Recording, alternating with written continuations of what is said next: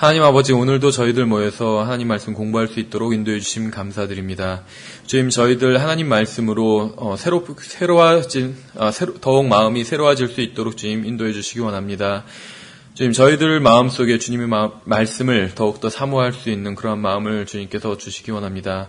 또한 주님의 말씀을 다른 사람들에게도 증거할 수 있는 그러한 담대함을 허락해 주시고, 저희가 다른 사람들에게 우리 주 예수 그리스도와 주님의 말씀을 증언할 때 주님께서 함께해 주셔서 능력으로 더해 주시고, 저희가 증거하는 그 말씀에 주님께서 능력으로 임해 주셔서 저희가 증거하는 그 말씀을 듣는 그러한 사람들이 우리 주 예수 그리스도를 알고 또한 구원을 받고 진리의 지식에 이를 수 있도록 주님 인도해 주시기 원합니다. 주님, 지금은 시작하는 시간입니다. 아직 이곳에 오고 있는 그러한 지체들도 있습니다. 주님께서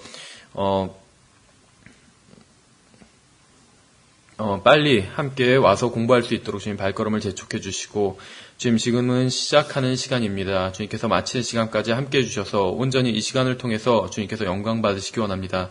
감사드리며 우리 주 예수 그리스도 이름으로 기도드렸습니다. 아멘.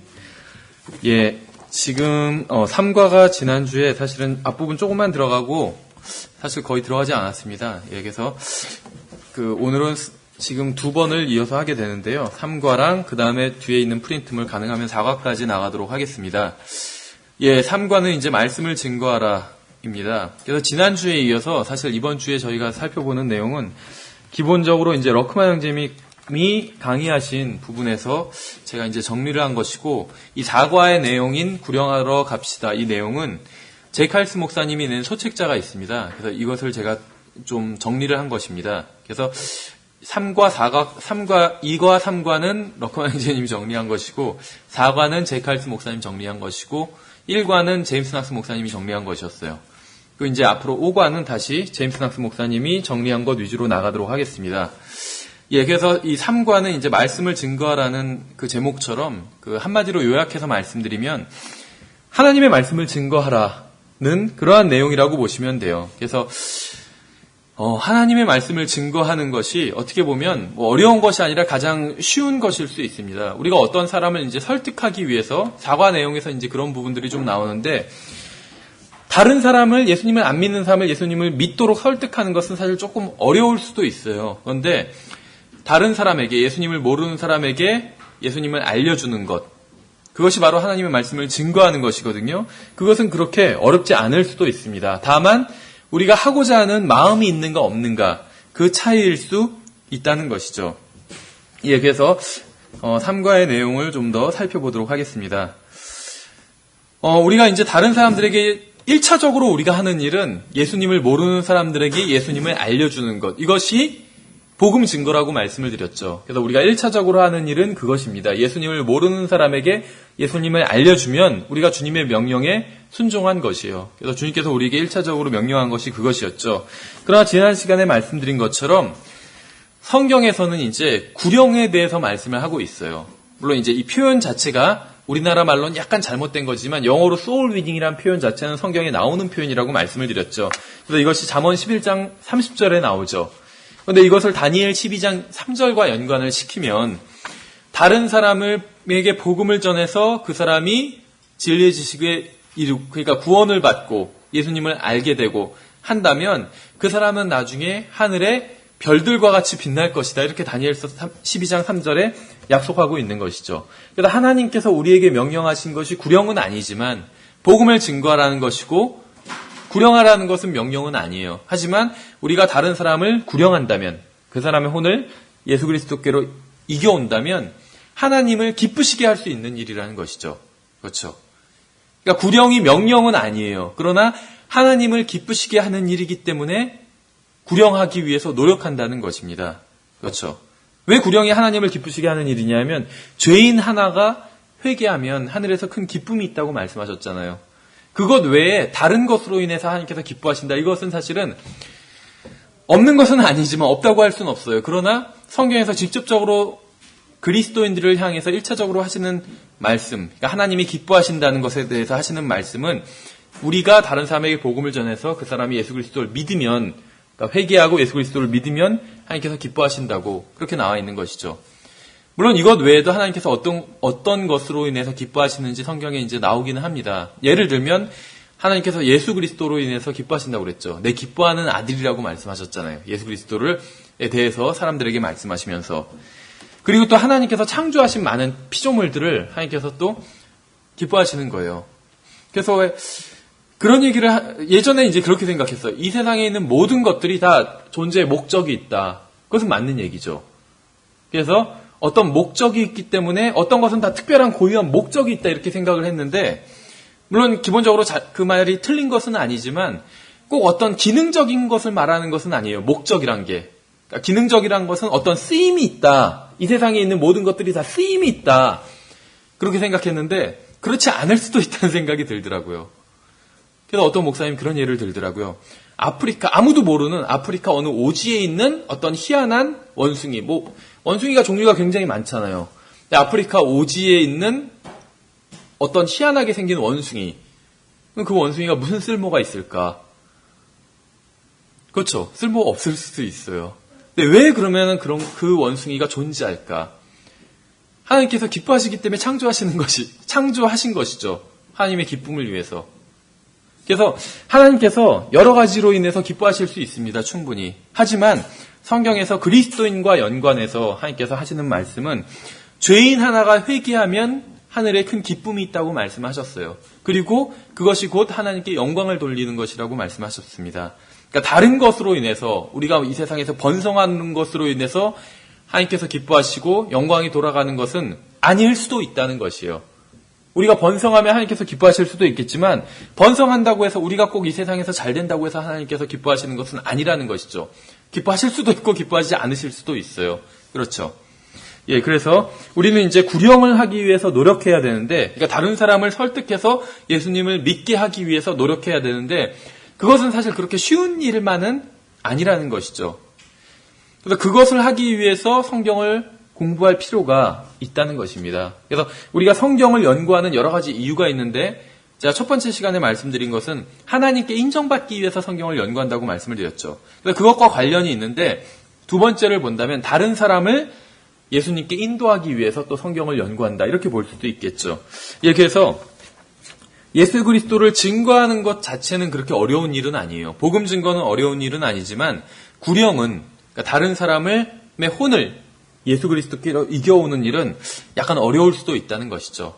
근데 이제 적절한 준비만 한다면 어렵지 않을 수도 있는 일입니다. 예, 그래서 주님께서 우리에게 1차적으로 명령하신 것은 복음을 증거하라는 것이지만 성경에서는 분명히 혼을 이겨오는 것에 대해서도 말씀하고 있다는 것이에요. 예, 그래서 구령이라는 것은 우리가 복음을 전하는 사람, 그래서 복음을 듣는 사람을 설득해서 예수 그리스도께로 인도하는 것이 바로 구령이라는 것이죠.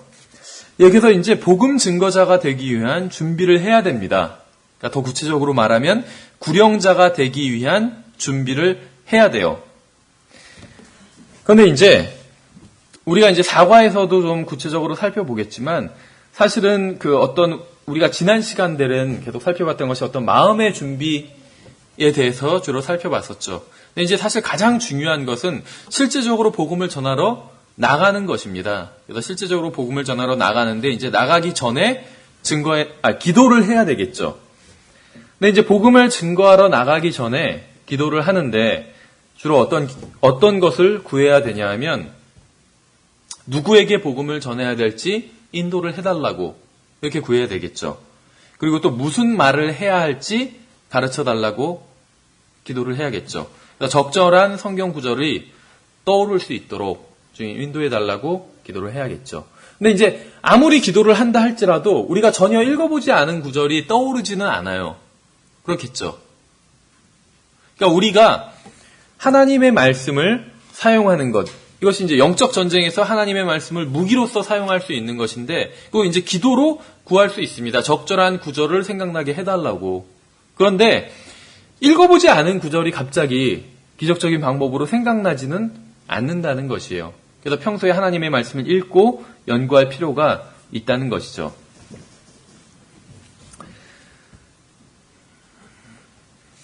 그래서 여러분들이 복음을 전하는 대상을 생각할 때 막연히 사람들을 상대한다고 생각하지 말고 어디선가 영혼을 보낼 혼을 대한다고 생각해야 됩니다.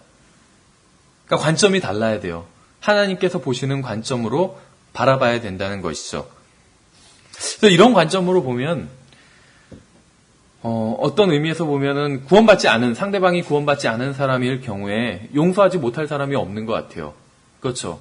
그 사람 구원받지 않았다면 죽어서 지옥에 가게 되잖아요. 그래서 저 사람 정말 불쌍하다, 이런 연민을 가지고 복음을 증거해야 된다는 것이죠. 그러니까 복음을 증거하는 동기가 첫째는 하나님을 사랑해서고, 두 번째는 사람들을 사랑해서, 그러니까 사람들에게 구체적으로 말하면 연민을 갖고 복음을 증거해야 된다는 것입니다. 불쌍하다는 마음을 갖고 복음을 증거해야 된다는 것이죠. 잠언 24장에 이런 말이 있어요. 잠언 24장 11절 12절에 잠언 24장에 내가 만일 죽음으로 끌려가는 자들과 죽임을 당할 자들을 구출하려 하지 아니하고 말하기를 보라 우리는 그것을 알지 못하였노라 할지라도 마음을 살피시는 이가 그것을 깊이 생각하지 아니하시겠느냐. 또 내 혼을 지키시는 이가 그것을 알지 아니하시겠느냐. 그분께서 각 사람의 행위대로 각 사람에게 보응하지 아니하겠느냐. 구약 성경에 보면은 신약적인 진리를 말씀하시는 구절들이 있습니다. 근데 이 잠언 24장 11절 12절도 그런 부분인 것 같아요. 그러니까 구약 성경에서는 구약의 진리들을 말씀하시는 구절들이 있죠. 그래서 교리적으로 신약에 해당되지 않는 구절들이 있어요. 그런데 이 잠언 같은 경우에 분명히 어떤 사람들이 포로로 끌려가거나 그런 장면을 지금 묘사하고 있는데 신약의 진리와도 정확히 일치하는 말씀이라는 것을 볼 수가 있습니다. 그러니까 내가 만약 죽음으로 끌려가는 자들, 이 세상 사람들이겠죠. 시간이 갈수록 죽음에 더 가까워지잖아요. 그렇죠. 그러니까 언제일진 모르지만 죽음에 더 가까워지는 것은 사실이에요. 자기가 자원해서 가는 건 아니잖아요. 끌려가고 있어요. 다 죽음에. 그렇죠. 믿는 자들이나 믿지 않는 자들이나 이 세상 모든 사람들이. 근데 결국 그 죽음 이후에 그것을 끝나는 것이 아니라 그냥 한 번의 죽음으로 끝나는 것이 아니라 두 번의 죽음이 있는 것이죠. 근데 믿는 사람들은 첫 번째 죽음은 맞이해도 두 번째 죽음은 맞이하지 않게 되잖아요. 그렇죠? 어쨌든지 간에 모든 사람들이 다 죽음으로 끌려가고 있는데 특히 믿지 않는 사람들은 첫 번째 죽음과 두 번째 죽음으로 끌려가고 있다는 것이죠. 그 죽임을 당할 자들을 구출하려 하지 아니하고 말하기를, 죽임을 당할 자들을 구출할 방법을 우리는 알고 있잖아요. 근데 그 사람들을 구출하려고 안 해요. 그냥 다른 말로 하면 복음을 전하려고 하지 않아요. 그리고 그냥 우리가 말하기를 보라 우리는 그것을 알지 못하였노라. 내가 잘 몰라서 못 전했다고. 그 사람이 안 믿는 사람인지 잘 몰랐다고. 이런 식으로 변명을 할 때가 있죠. 그래서 그렇게 할지라도 마음을 살피시는 이가 하나님이죠. 우리 마음을 아시는 하나님께서 그것을 깊이 생각하지 아니하시겠느냐. 우리가 핑계대는 것들을 깊이 생각하신대요. 하나님께서.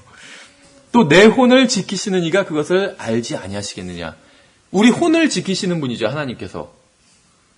그러니까 이 구절이 지금 굉장히 많은 것을 얘기하고 있어요. 우리가 구원받았는데 우리 혼이 구원받았죠. 영이 거듭났고. 그렇죠. 그런데 우리 혼을 지키시는 분이 바로 하나님이래요. 그러니까 우리가 우리 혼을 지키는 것이 아니에요. 그러니까 우리의 구원이 영원히 안전할 수 있는 것이죠. 어쨌든지 간에 내 혼을 지키시는 이, 우리 혼을 지키시는 이 하나님이에요. 그러니까 하나님이 그것을 알지 아니하시겠느냐. 무슨 말이냐면 우리가 핑계를 다 대도 하나님께서 우리 마음을 아신다는 거예요. 정말 어쩔 수 없어서 복음을 증거하지 못한 것인지 아니면 그냥 핑계대는 것인지 아신다는 것이죠. 그분께서 각 사람의 행위대로 각 사람에게 보응하지 아니하겠느냐. 1차적으로 구원받지 않은 사람들에게 대한 말씀이지만 또 구원받은 사람들에게 대한 말씀일 수도 있어요. 무슨 말이냐면 구원받은 우리가 몸으로 행한 것들을 주님 앞에 내놓게 되고 그것으로 인해서 상급을 받게 되는 것이죠. 물론 보응을 받는다거나 그런 어떤 정죄를 받는 어떤 그 형벌을 받는다거나 그런 것은 아니에요. 우리가 주님을 섬기지 않았다고 해서 형벌을 받는 것은 아니지만 책망은 듣게 되는 것이겠죠. 그래서 이 잠언 24장의 말씀이 그리스도인들에게도 직접적으로 거의 적용될 수 있는 말씀이라는 것을 볼 수가 있습니다. 지옥으로 가고 있는 사람들을 우리가 구해내지 않는다면, 그러니까 최소한 그 사람들에게 복음을 증거하지 않는다면 어떻게 주님의 그리스도의 심판석에 우리가 설 수 있겠습니까? 그렇지 않아요? 단 한 사람의 혼도 주님께 인도하지 않고 어떻게 주님을 볼 수 있겠어요? 그렇죠. 주님을 봤는데 우리가 구원받은 지 20년, 30년이 됐는데 단 한 사람도 주님께 인도하지 않았다면 주님을 뵙게 됐을 때 얼마나 민망하겠어요. 그렇죠. 이 바울 서신에 없는 이러한 바울적 진리들이 구약 성경 곳곳에 묻어 있습니다. 그래서 우리가 잠언을 봤는데 욥기 26장도 보겠습니다. 이거는 아마 많이 보셨을 거예요. 잠언 24장 9절에 비해서. 욥기 26장 1절부터 4절에 보면 이제 구령자, 복음을 증거하는 사람이 명심해야 될 6가지 질문이 있습니다. 보시면 그러나 욥이 응답하여 이르되, 욥기 26장 1절부터 4절에 그러나 욥이 응답하여 이르되 권세 없는 자를 내가 어떻게 도왔느냐, 기력 없는 팔을 내가 어떻게 구원하였느냐, 지혜 없는 자에게 내가 어떻게 조언하였느냐, 또 어떻게 사실을 있는 그대로 많이 전하였느냐, 내가 누구에게 말을 하였느냐, 누구의 영이 내게서 나왔느냐. 6가지 질문이 있어요. 근데 이것이 욥기에 나온 질문이지만 욥기가 구약 성경에선 지금 우리 성경에선 가운데 정도 위치에 차지하고 있죠. 구약 성경의 가운데 정도 위치. 근데 실제적으로는 가장 최초의 책이라고 합니다. 최초의 책. 그러니까 창세기보다 더 빨라요. 욥이. 아브라함보다 더 빠르다는 것이에요. 욥이. 그래서 최초의 책이라는 것이요. 그러니까 욥 시대에는 아직 아브라함이 있지도 않았어요. 근데 욥기를 누가 지었냐 하면 보통은 욥이 지었다 이렇게 얘기를 하는데, 그러니까 기록자가 욥이다 이렇게 얘기를 하는데, 이제 성경적으로 보면 아마 엘리후일 것이다 이렇게 보는 게 더 낫겠죠. 욥기가 최초의 책이에요. 창세기보다 오히려 더 빨라요. 창세기는 더 앞에 있었던 사건을 기록할 뿐이지 기록 연대 자체는 욥기가 더 빠르다는 것이죠. 근데 놀랍지 않으세요? 그리스도인들에게 적용할 수 있는 말씀이 들어있어요. 욥기에는. 권세 없는 자를 내가 어떻게 도왔느냐. 권세가 없는 자가 누구일까요? 권세가 여러 가지가 있겠죠. 여러 가지가 적용할 수 있겠지만 신약에서도 비슷한 말씀이 있잖아요. 파워가 없는 자, 파워. 근데 요한복음 1장에서는 예수 그리스도를 믿으면 하나님의 자녀가 되는 아들들이 되는 파워를 주셨다고 말씀하고 있잖아요. 그렇죠. 기력 없는 팔을 내가 어떻게 구원하였느냐. 로마서에서는 우리가 아직 힘이 없을 때 이렇게 말씀하고 있죠. 힘이 없다고 말씀하고 있어요. 근데 기력 없는 팔, 힘이 없는 팔이죠. 구원받지 않은 사람들이에요. 우리가 아직 힘이 없을 때 예수님께서 우리를 위해서 죽으셨다고 했잖아요. 그러니까 우리가 아직 구원받지 않았을 때. 지혜 없는 자에게 내가 어떻게 조언하였느냐. 예수 그리스도께서 하나님의 지혜가 되시잖아요. 예수님이 없는 삶은 지혜가 없는 삶이죠. 어떻게 사실을 있는 그대로 많이 전하였느냐. 이게 복음 증거예요. 우리가 그냥 있는 그대로 증거하면 되는 것이에요. 예수님이 나에게 무엇을 해주셨는지 그대로 증언하면 이것이 복음 증거라는 것이죠. 내가 누구에게 말을 하였느냐. 구원받지 않은 사람들에게 말을 하는 것이겠죠. 누구의 영이 내게서 나왔느냐. 성령님이 나와서 복음을 증거해야 되겠죠. 그러니까 제가 이제 이것을 신약 성경에 맞춰서 이렇게 말씀을 드렸는데 1차적으로 이것이 구약 성경에서는 물론 구약적인 어떤 그 문맥에 따라서 문맥에서 하시는 말씀이 있을 겁니다. 근데 이것을 제가 지금 영적으로 적용해 본 것이에요. 신약 성경에 맞게. 근데 한번 보세요. 하나님께서 우리들에게 물으실 것. 누구를 어떻게 도왔고 어떻게 구원했고 어떻게 조언했고 어떻게 많이 전하였고 다른 사람들에 대한 것이에요. 그렇죠. 네가 얼마나 돈을 많이 벌었느냐. 그런 것이 아니에요. 우리 자신에 대한 것이. 그러니까 이것을 보면은 우리가 생각하는 기독교와 성경의 기독교는 좀 다른 게 아닌가 이런 생각이 들어요. 무슨 말이냐면 여러분들 성경에서 신약 성경에서 기도를 보시면 많은 기도문들이 나옵니다. 그렇죠. 신약 성경에 나오는 기도문들이 나와요. 그런데 자기 자신을 위해서 기도하는 것 보신 적 있으세요? 우린 기도할 때 기도하시잖아요. 혼자 이제 개인 기도할 때 교회에서 예배 인도하는 기도 말고 개인 기도를 할 때 간구하는 것이 있죠. 뭐부터 간구하세요? 자기 자신을 위해서 간구를 제일 많이 하는 것 같아요. 이제 저를 봤을 때. 그런데 약간만 바꿔서 보면은 신약 성경에 나오는 기도 중에 자기 자신을 위해서 하는 기도가 있을까요? 신약 성경에 나온 그리스도인들이 하는 기도 중에.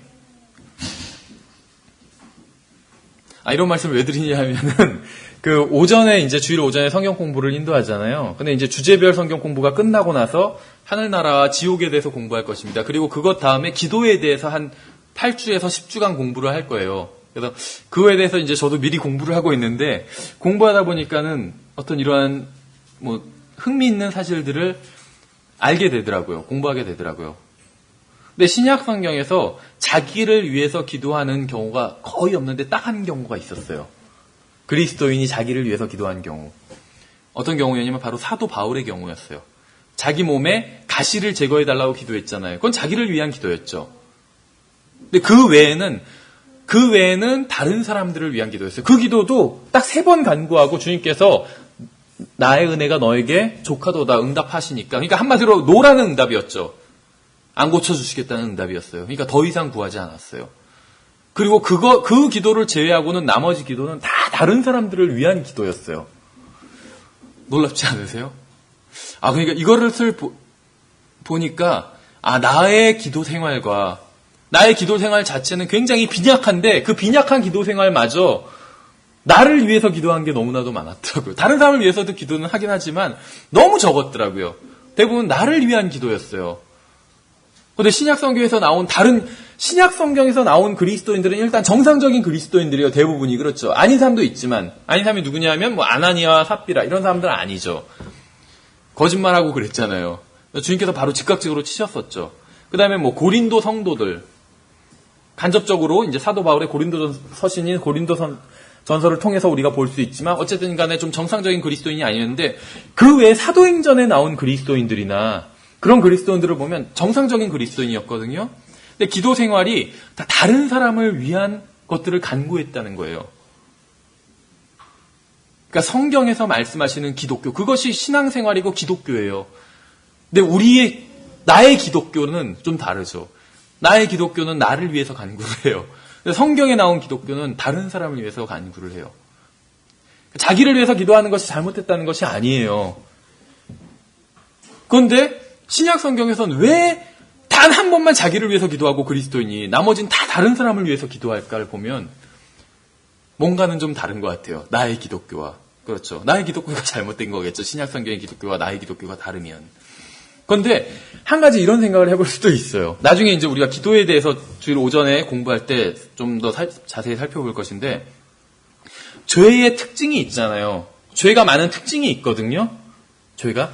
그런데 죄가 또 여러 가지 양상이 있잖아요. 그렇죠. 여러 가지 종류의 죄들이 있고, 이 세상에서 말하는 죄뿐만 아니라 성경에 나오는 죄도 여러 가지 죄들이 있잖아요. 그렇죠. 그런데 그 죄의 공통점이 있어요. 여러 가지가 있겠지만 가장 대표적인 공통점이 무엇인지 아세요? 죄의 가장 공통점이, 여러 가지 죄들의 가장 대표적인 공통점. 무엇이냐면 이기적이라는 것이에요. 이기적인 것. 죄 중에서 이기적이지 않은 죄는 없어요. 그렇죠. 이 세상 죄도 마찬가지예요. 뭘 훔치거나, 그렇죠. 간음을 행하거나, 양상은 달라요. 그렇죠. 강간과 절도는 다른 죄예요. 그렇죠. 그러나 이기적인 데에서 출발한 거예요. 그 죄가. 그렇죠. 그런데 그런 이 세상에서 말하는 죄 말고 그리스도인들이 짓는 죄도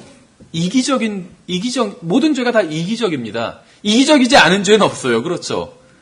다른 사람을 위한 죄, 그런 건 없어요. 이기적이에요, 다 죄는. 그런데 처음 말씀드린 것처럼 우리 기도도 이기적인 기도들이 있어요. 그런 건 기도긴 하지만 어떤 경우엔 죄일 수도 있어요. 그렇죠. 그러니까 우리가 기도 드리는 것은 죄가 아니잖아요. 하나님께서 원하시는 거죠. 그런데 하나님께서 원하시는 그 일을 할 때, 기도를 드릴 때 우리가 드리는 기도의 특징이 죄의 특징과 비슷할 때가 있다는 거예요. 이기적일 때. 그렇죠. 근데 성경에서는 이렇게 우리에게 질문을 하시는데 하나님께서 누구를 도왔느냐, 누구를 어떻게 구원했느냐, 누구에게 어떻게 조언했느냐, 어떻게 많이 전하였느냐, 이런 것들이에요. 그러니까 우리에게 물으실 게 우리에 대한 것이 아니라 우리가 주님을 위해서 무엇을 했는지, 그렇죠. 우리가 우리 자신을 위해서 어떻게 많은 일을 이뤘는지 물으시는 것이 아니라, 그렇죠. 계속 말씀드리지만 얼마나 좋은 집에서 살고 좋은 직장을 갖고 좋은 학교를 나오고 좋은 차를 타고 이것을 물으시는 것이 아니라는 것이요. 그것은 다 우리를 위한 것이죠. 그런 것들이 있으면 나쁜 게 아니라 우리가 행복하잖아요. 그렇죠. 나 자신을 위한 것, 자아를 위한 것. 그런 것을 물으시는 것이 아니라 다른 사람들에 대해서 물으시는 거라는 거죠. 그렇죠. 예. 그래서 이런 잠언에 나온 질문 말씀처럼 욥기에 나온 말씀도 구약 성경에 있는 말씀이지만 그리스도인들, 특히 복음을 증거하는 사람들이 반드시 생각해 봐야 되는 말씀이라는 것이죠. 하나하나가 그래요. 특히 누구의 영이 내게서 나왔느냐 이 말씀 같은 경우에도 우리가 복음을 증거하다 보면 답답한 경우가 있어요. 그렇죠? 어떤 사람이 완악한 사람 같은 경우에 그래서 막 우리가 성질을 부리는 경우도 있어요. 그렇죠? 그러나 주님께서는 그 사람을 위해서도 죽어주셨잖아요. 하나님께서 원하시는 것, 성령님께서 원하시는 것은 우리가 막 성질을 부리는 것이 아니겠죠.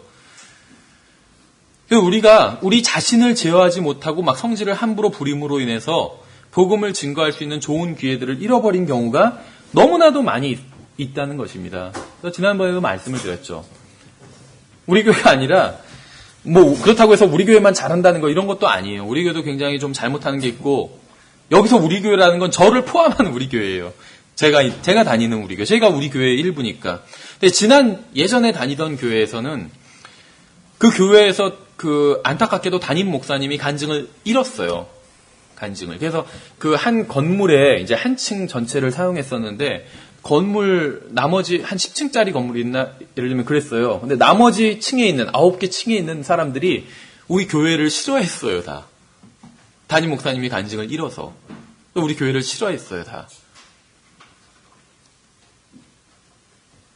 근데 그 목사님이 간증을 잃은 게 주님을 위해서가 아니라 자기 자신이 성질을 이기지 못하고 막 화를 내서. 무슨 화였냐면 그 건물에 그 가게들이 점포들이 많이 있었는데 그 점포들 중에서 뭐 이제 멀리 안 나가고 이제 여러 가지 다양한 점포들이 있었어요. 미용실부터 세탁소까지 다, 헬스클럽까지 다. 그런데 거기서 자기가 마음에 들지 않으면 화를 내버렸어요. 상대방에게 굉장히 크게 막 욕을 하면서. 근데 그 사람은 우리 목사님이 목사님이란 걸 알았어요. 근데 그렇게 화를 내니까 간증을 잃었겠죠. 그러니까는 건물에 있는 사람들이 다 싫어했어요. 제가 다니던 교회 목사님을. 간증을 잃은 것이죠. 그러니까 누구의 영이 나왔느냐. 그러니까 자기 자신의 영이 나온 거예요, 그냥. 그렇죠. 성령님으로 인해서 다른 사람들을 대한 것이 아니라 자기 자신의 영으로 그냥 대해버린 것이에요. 그렇죠. 그것도 옛사람에 속한 그 부분으로 다른 사람들을 대해버린 것이죠. 예, 그래서 우리가 복음을 전할 땐 이 6가지 질문을 구령자들은 마음속 깊이 새겨봐야 된다는 것입니다. 그래서 어떻게 다른 사람을 도울지, 다른 사람을 어떻게 도울지 생각해 봐야 되고, 또 어떻게 다른 사람을 구원할지, 또 어떻게 다른 사람들에게 조언을 할지, 또 어떻게 다른 사람들에게 사실을 있는 대로 전할지 생각해 봐야 된다는 것이죠. 지금 구세군이 있잖아요. 근데 이 구세군이 지금은 그냥 사회의 어떤 봉사단체로 전락해 버렸죠. 뭐 그거라도 하는 게 다행이에요. 무슨 뭐 범죄를 저지르고 다니지는 않으니까. 그런데 원래 구세군은 다른 사람들, 지금과 같이 다른 이제 가난한 사람들을 돕는 일도 했어요. 원래 구세군이. 근데 이제 그 일보다 더 주력을 한 일이 바로 구세군이라는 것이 영어로 셀베이션 암이잖아요. 그래서 복음을 증거하는 일을 가장 크게 했어요. 북치고 다니면서 마을마다 북치고 다니면서 지금처럼 뭐 인터넷이 있거나 무슨 TV가 있는 시대가 아니었잖아요. 구세군이 처음 나왔을 때 1900년대 초창기였는데. 그러니까 북치고 다니면서 복음을 증거하면 사람들이 와서 들었어요. 북치니까 옛날 우리나라도 뭐 그 조선시대나 1900년대 초반기에 무슨 남사당패 돌아다니면 사람들이 와서 보잖아요. 구경하잖아요. 그것처럼 북치고 다니면서 나팔 불고 북치고 이러고 다니니까 사람들이 나와서 무슨 말인지 들어본 거예요. 그래서 복음을 증거했어요. 그래서 그 군대라고 자기네들이 조직했던 것이죠. 그 구세군을 만든 사람이 윌리엄 부스라는 사람이었잖아요. 이 사람을 그냥 제너럴이라고 불러요. 제너럴 윌리엄 부스. 진짜 군대 장군이 아니라 구세군을 조직해서 그걸 통솔하기 때문에 그냥 윌리엄 부스 장군이라고 이렇게 부르는데, 이 사람이 영국을 돌아다니고 또 세계 곳곳을 돌아다니면서 구세군을 만들고 복음을 증거했습니다. 그러니까 지금처럼 어떤 그 자선단체의 역할만 한 것이 아니라 복음 증거하는 일을 더 위주로 했다는 거예요. 근데 이제 이 사람이 굉장히 많이 유명해지게 됐어요, 나중에. 그러니까 이 사람이 어디에 가면은, 예를 들면 인도에 이 사람이 간다. 그러면은 막 인도에서 높은 사람들이 다 와서 이 사람을 영접할 정도로 나중에 굉장히 유명해졌어요. 근데 이 사람이 새로운 지역에 가서 막 높은 사람들이 오고 뭐 귀족들이 이 사람을 맞으러 나왔어요. 그럼 이 사람이 항상 했던 말이 있대요. 그 말이 무슨 말이냐면, 다른 사람들은 이런 말을 했대요. 항상 다른 사람들은 어디 있냐고. 그렇죠.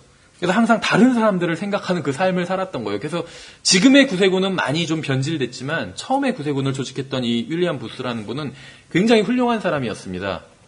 그래서 우리가 나중에 이제 교회사를 공부해 볼 때 이 윌리엄 부스에 대해서도 짤막하게 살펴보게 돼요. 굉장히 감동적인 이야기들이 많이 있어요. 어쨌든지 간에 항상 다른 사람들을 생각하는 이 자세가 있어야 된다는 것이요. 근데 부끄럽게도 저도 그것이 너무 부족해요. 다른 사람을 생각하는 게.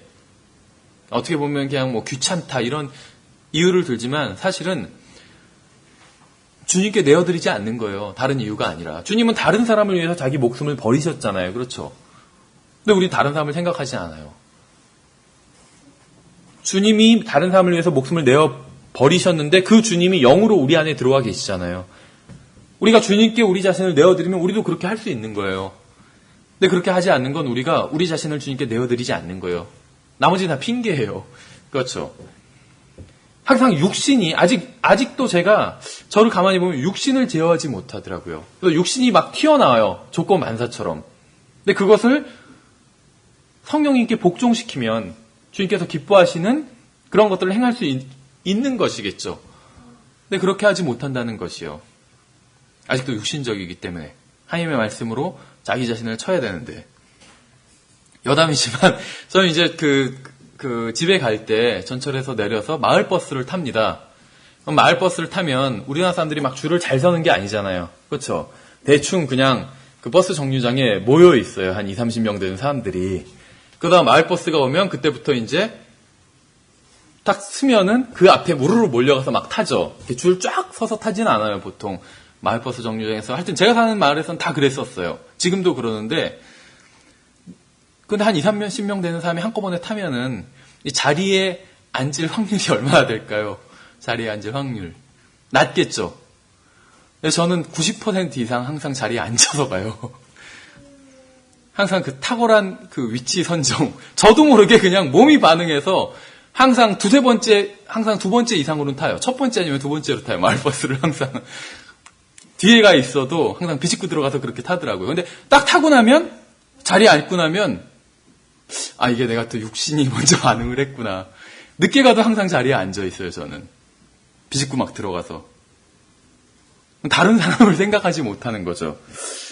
아직도 그런 것들이 있어요. 근데 이러한 것들이 바로 영적 성장을 방해하는 것이겠죠. 어쨌든 간에 주님께서는 우리에게 관심 있게 물으실 것들이 있습니다. 근데 무엇이냐면 바로 다른 사람을 어떻게 도왔는지, 어떻게 다른 사람들에게 복음을 증거했는지 이런 것들을 물으실 거라는 것이죠. 마태복음 12장에서 이런 말씀이 있어요. 36절, 37절에서 오직 내가 너희에게 이르노니 사람이 무슨 쓸데없는 말을 하든지 심판날에 그것에 대하여 회개의 보고를 하리니 내 말로 내가 의롭게 되면 내 말로 내가 정죄를 받으리라. 이것은 이제 1차적으로 구원받지 않은 사람에 대한 말씀입니다. 그렇죠? 그래서 행위로 지은 죄뿐만 아니라 말로 지은 죄들도 주님 앞에서 다 드러나게 되고 정죄를 받게 된다는 것이요. 요즘에 이제 인터넷이 활발한데 무슨 뭐 인터넷 문화 중에 악플이라는 것이 있죠. 악플. 그러니까 나쁜 댓글이라는 말입니다.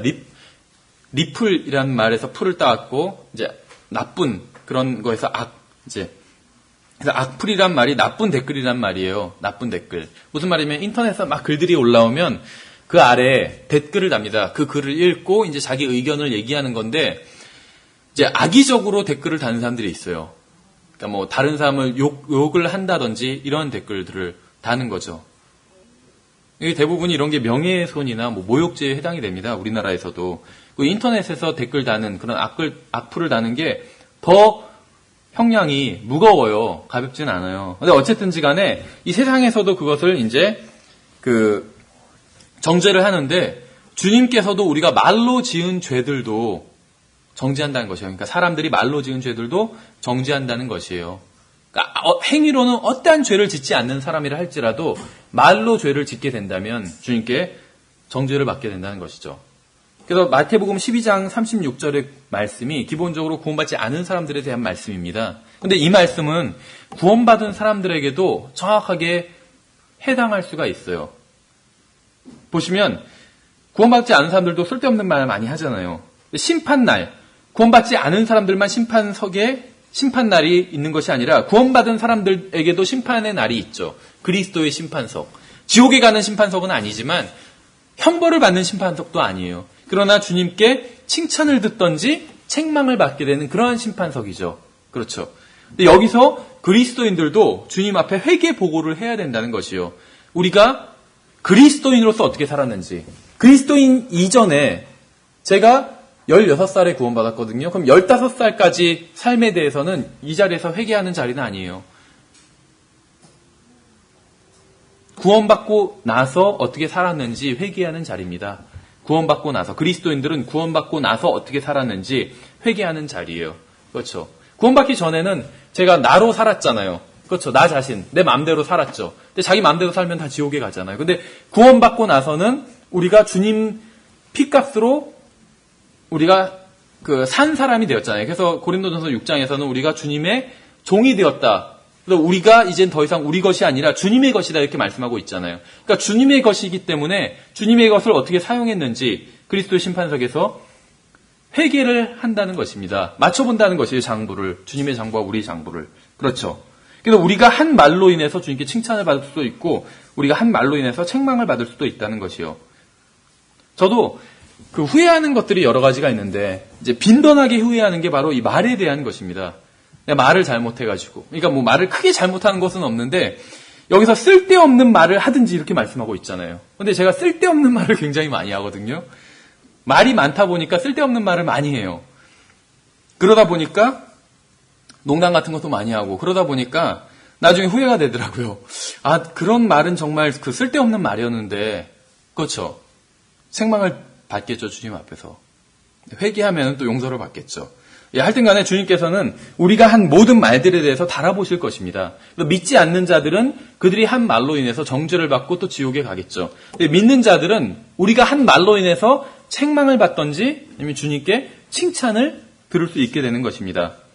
주님께서는 네가 그때 무슨 말을 했느냐 이렇게 물으실 수 있는 것이에요. 그렇죠. 우리가 한 말을 주님께 아뢰면 주님께서는 누구의 영이 내게서 나왔느냐, 나의 영이냐, 너의 영이냐, 마귀의 영이냐 이렇게 물으실 것이죠. 이렇게 해서 우리가 불영하기 전에 성경을 알아야 되고 기도해야 되고 만나게 될 혼들에 대해서 생각해 봐야 됩니다. 그래서 여러분 주위에 있는 사람들이 여러분 주위에 이제 사람들이 있잖아요. 그래서 그들을 주님께 이겨올 수 있도록 기도를 해야 돼요.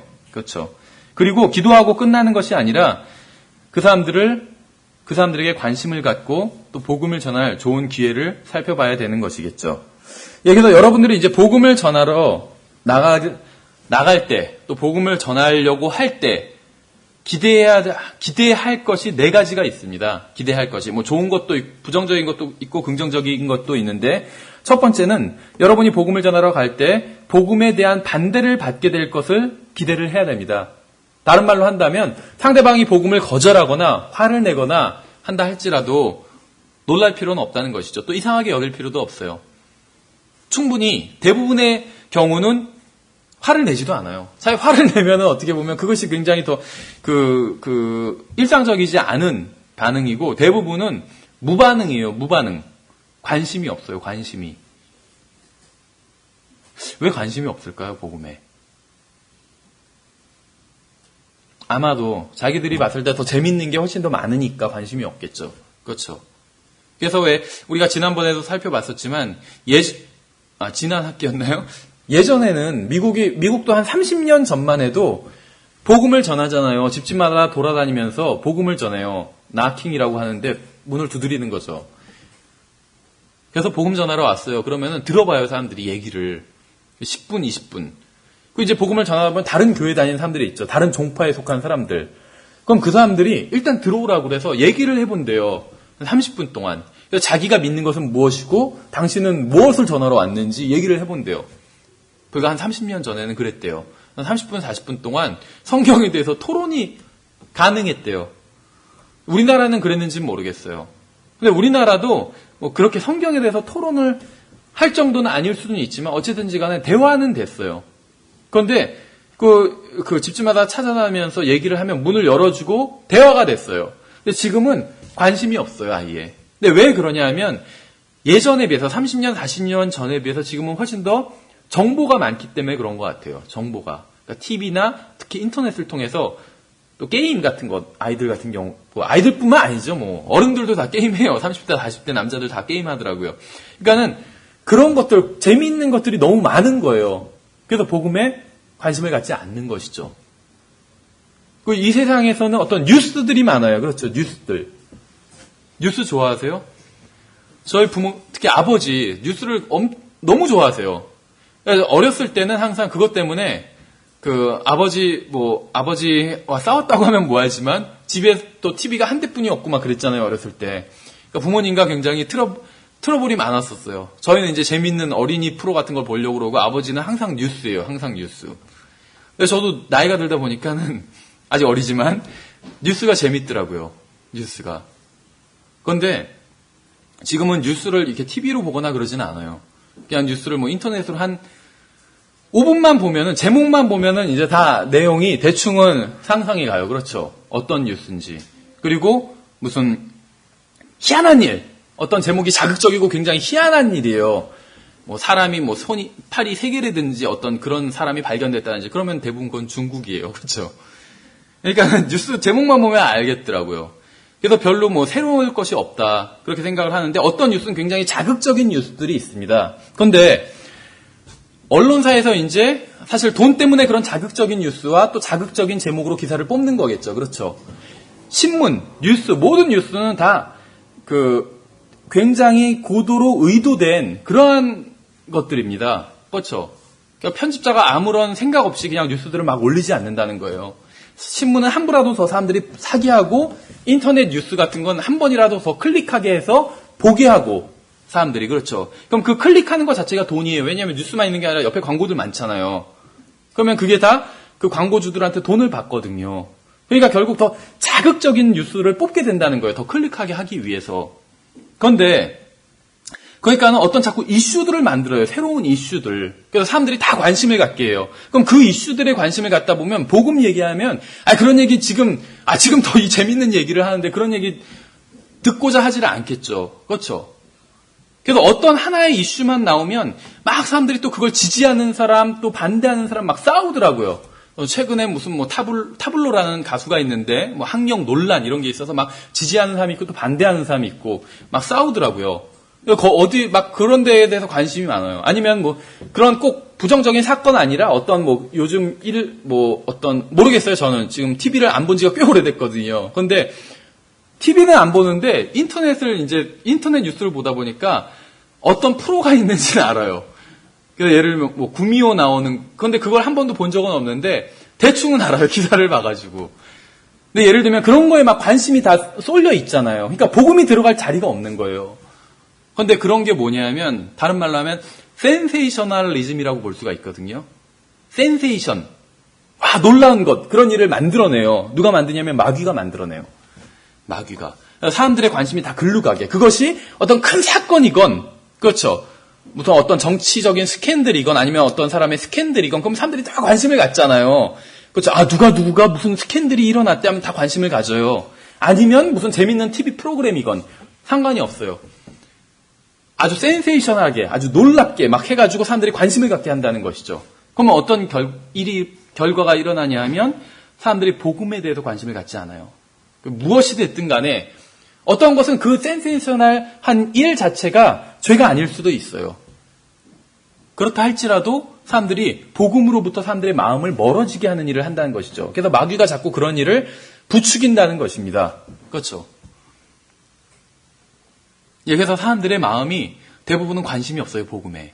특히 현대사회에서는 더욱 그렇다는 것이죠. 그래서 뭐 반대를 크게 받을까 걱정할 필요가 거의 없어요. 제가 봤을 땐. 이 복음 증거에 대한 어떤 강의나 책들을 보면 그런 얘기들을 하거든요. 사람들이 반대하거나 그럴 때 어떻게 해야 되는지 이런 얘기들을 하는데 실질적으로는 그걸 그렇게 크게 걱정할 이유가 없는 것 같아요. 필요가. 왜냐하면 반대 자체도 안 해요. 듣고 잘 안 해요. 그냥 관심이 없어요. 대부분은. 뭐 90% 이상은 관심이 없어요. 관심이. 예. 그래서 어쨌든지 간에 반대 아니면 무관심을 당하게 될 그 각오를 해야 된다는 것이에요. 복음을 전하러 나갈 때. 그래서 이상하게 생각할 필요가 없어요. 사람들이 관심을 안 가져도 이상하게 생각할 필요가 없어요. 마귀가 눈을 가렸기 때문에 그런 것이에요.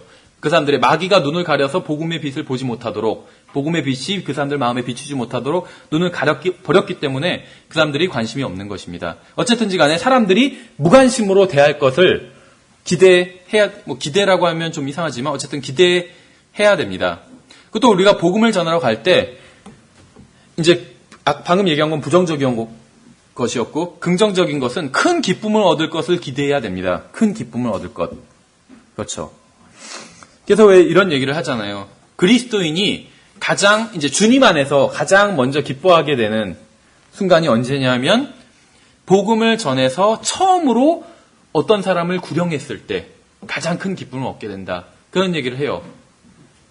그러니까 의외로 자기가 구원받았을 때 가장 큰 기쁨을 얻게 된다는 것이 아니라는 것이에요. 왜 그러냐면 자기가 처음 구원받았을 땐 그게 무엇인지도 잘 몰라요. 그런 경우들이 많아요. 그럼 언제 기뻐하게 되느냐, 언제 구원에 대해서 자기가 받은 구원이 대단한 것인지 알게 되냐면 나중에 성경을 공부해보면 알아요. 그렇죠. 성경을 많이 알면 많이 알릴수록 자기가 받은 구원이 어떠한 것인지 더 분명히 알게 되겠죠. 근데 성경을 잘 모르는 상태에선 일단 지금 예수님을 믿고 했지만 자기가 받은 구원이 어떤 것인지 잘 모르는 경우들도 있다는 것이죠. 아예 모를 수는 없겠지만. 그래서 오히려 가장 큰 기쁨을 얻게 될 때가 언제냐면 복음을 전해서 처음으로 어떤 사람을 주님께 인도했을 때 가장 큰 기쁨을 얻게 된다고 합니다. 저도 그랬던 것 같아요. 구원받고 나서 이제 사람들에게 복음은 바로 증거를 했습니다. 편지를 통해서도 복음을 증거했고 했는데 어떻게 복음을 증거하는지는 잘 몰랐어요. 그래서 그냥 성경만 편지에도 잔뜩 인용하던지 그런 식으로 했었어요. 그러다가 이제 어떤 성경대로 믿는 교회에 다니게 됐고 이제 복음 증거하는 것을 배워서 복음을 증거하다 보니까 자주는 아니지만 가끔 가다가 구원받게 되는 사람들이 있더라고요. 그랬을 때 정말 기쁨이 있더라고요. 그래서 우리가 복음을 증거하면 큰 기쁨을 얻을 것을 기대할 수 있다는 것입니다. 잘 아시는 것처럼 누가복음 15장 10절에서 내가 너희에게 이르노니 이와 같이 죄인 한 사람이 회개하면 하나님의 천사들 앞에서 기쁨이 있느니라 이렇게 말씀하고 있죠. 하늘에서도 큰 기쁨이 있다고 말씀하고 있어요. 그 다음에 우리가 기대할 수 있는 것이 복음을 전하러 갈 때 기대할 수 있는 것이 주님께 큰 상을 받게 될 것을 기대할 수 있다는 것입니다. 구령하지 못한다 할지라도 어떤 사람을 완전히 설득해서 예수 그리스도로 인도하지 못한다 할지라도 복음을 전해서 예수 그리스도를 증거한다면 주님의 명령에 순종한 것이라고 말씀을 드렸죠. 그러면 주님께 상을 받을 수 있는 것이에요. 한 명도 구령하지 못했다 할지라도 복음을 증거했다면 주님께 상을 받을 수 있는 것이겠죠. 고린도후서 5장 10절에 그리스도의 심판석에 대한 말씀이 있죠. 우리 모두가 반드시 그리스도의 심판석 앞에 나타나리니 이로써 각 사람이 좋은 것이든 나쁜 것이든 자기가 행한 것에 따라 자기 몸 안에 이루어진 것들을 받으리라. 몸으로 행한 것들에 대해서 심판을 받는다 이렇게 말씀하고 있죠. 아까는 말한 것들에 대해서 심판하신다는 말씀이 있죠. 그래서 의롭다고 판명받든지 정죄를 받든지. 여기서는 몸으로 행한 것들도 심판을 받게 된다는 것이죠. 그리스도의 심판석에서도. 여러분들이 복음을 전하러 나갔을 때 혼을 이겨오게 될 것을 기대해야 됩니다. 그래서 제가 이런 말씀을 드렸죠. 90% 이상은 무관심이다. 복음을 전하면 관심이 없어요. 그냥 예를 들어서 가게에서 복음을 전하면 그냥 거기 전도지 놓고 가세요. 이렇게 하겠죠. 그냥 거리에서 전하면 그냥 지나쳐 가겠죠. 아예. 이제 집집마다 돌아다니면서 복음을 전하면 문을 안 열어줘요.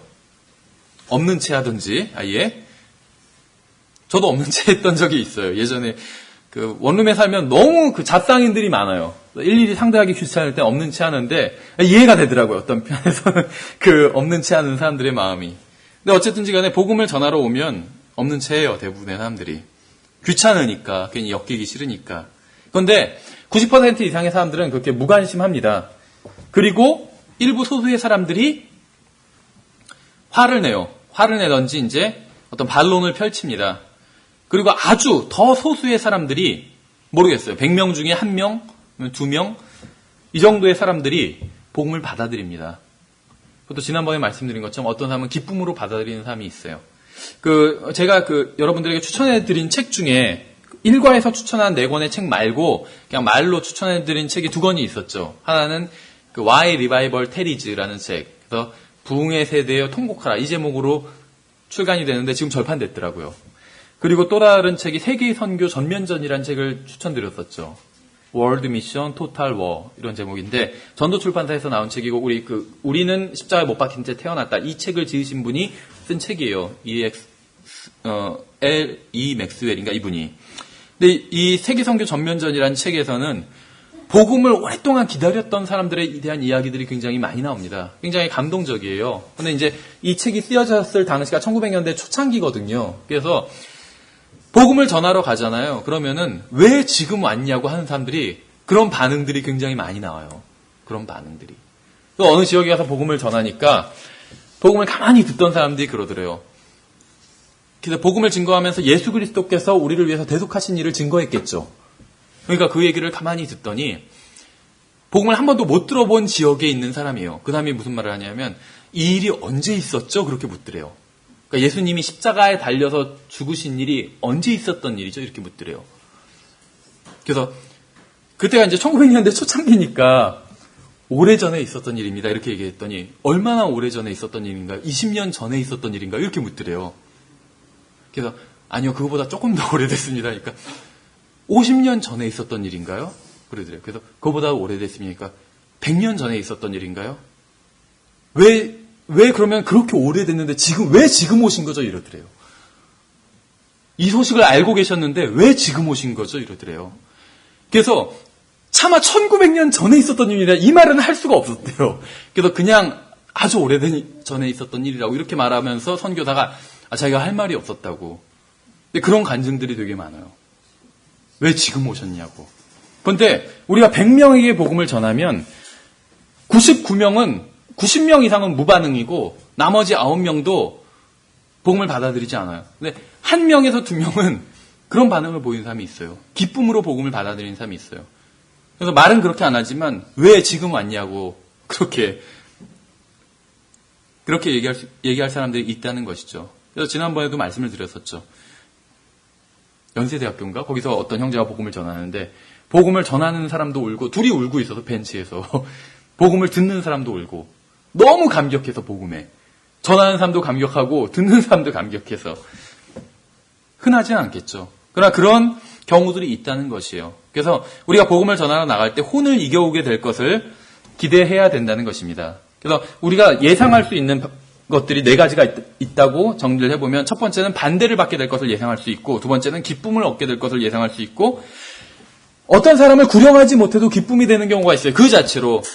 어떤 때는 복음을 전하러 나가기가 굉장히 귀찮죠. 그런데 저희 교회에서도 이제 한 달에 한 번 복음을 전하러 나가잖아요. 한 달에 한 번인데도 귀찮을 때가 있어요. 한 달에 한 번인데도. 사람의 마음이 참 간사하죠. 한 달에 한 번인데도 귀찮을 때가 있는데 나가서 복음을 증거하잖아요. 거리 설교를 하든지. 그러면은 거리 설교 하기 전까지는 또 거리 설교 하기가 귀찮을 때가 있어요. 거리 설교 하는 게 아무래도 막 소리를 질러야 되니까. 처음 할 때는 이제 부끄러워서 그것이 그랬었는데 구원받은 지 얼마 안 됐을 때 복음을 전하거나 거리 설교하는 게 구원받고 나서 즉시 거리 설교를 하진 못했는데 구원받은 지 3년 만에 이제 거리 설교를 했습니다. 그러니까 구원받고 나선 거리 설교라는 게 있는 것도 몰랐어요. 그러다가 구원받은 지 3년 만에 거리 설교라는 게 있다는 걸 알게 되고 거리 설교를 했어요. 근데 처음엔 굉장히 부끄럽더라고요. 근데 지금은 부끄럽지는 않아요. 워낙 모르겠어요. 뭐 그냥 그것이 꼭 성령을 힘입어서 담대해서 그런 것인지 아니면 그냥 얼굴이 두꺼워져서 그런 것인지는 모르겠는데 부끄럽지는 않은데 귀찮아요. 거리 설교 하는 것도. 그런데 막상 거리 설교를 하면요.